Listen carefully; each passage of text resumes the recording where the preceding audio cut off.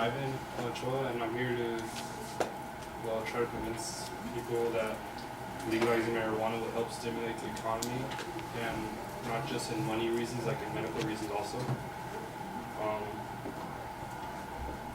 Legalizing marijuana would provide the country with a substantial amount because, well, we tax everything to gain money for the government, and well, there's already medical marijuana shops that are already open that we have been taxing, and we've already been gaining a substantial amount of money from them, around, if I remember, it's around $1 million within 10 months, and well, that's actually a lot of money. We are already spending around $40 to $50 billion against war on drugs.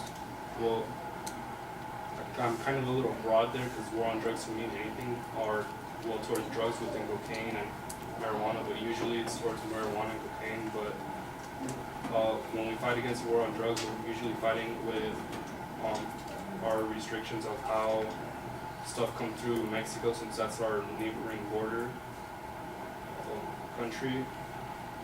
Marijuana is a very controversial issue with a lot of information being spread around, both for and against it. People fear death by marijuana, but truth is it is one of the least noted deaths of drugs behind even caffeine and aspirin.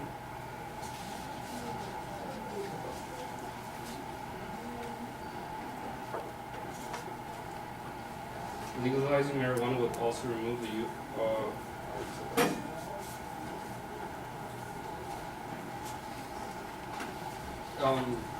beneficial towards medical reasons is researchers have proven that using marijuana suppresses cancer, treats glaucoma, it alleviates pain, and it reduces blood pressure. States that have already legalized marijuana show improvement within money from taxes that are placed on selling marijuana. They have shown around a 20% increase from states like, from larger states like us, California and New York.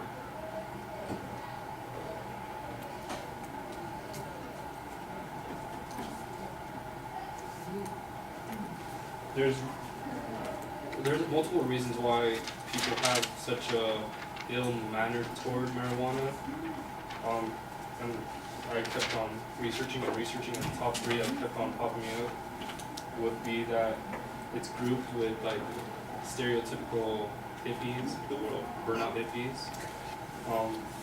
People say there's no medical use, but from what I've said already, that there is medical use with all the alleviating pain and blood pressure. And it is also said it is addictive. It is not addictive unless you are abusing the drug, which is why people pretty much abuse other drugs, and from their standards, they usually doesn't turn out pretty good for them.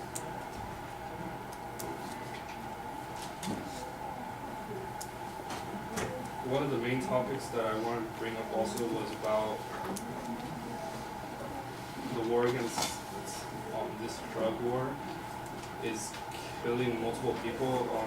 If I remember right, since 2006, over 70,000 people have died from this drug war.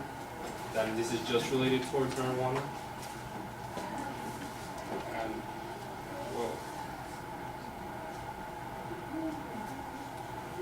I'm not saying that marijuana should just be legalized and just completely free to anyone.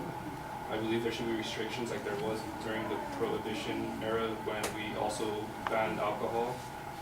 We should have similar restrictions towards marijuana, so people younger wouldn't abuse it also. And well, that's all I have to say towards marijuana.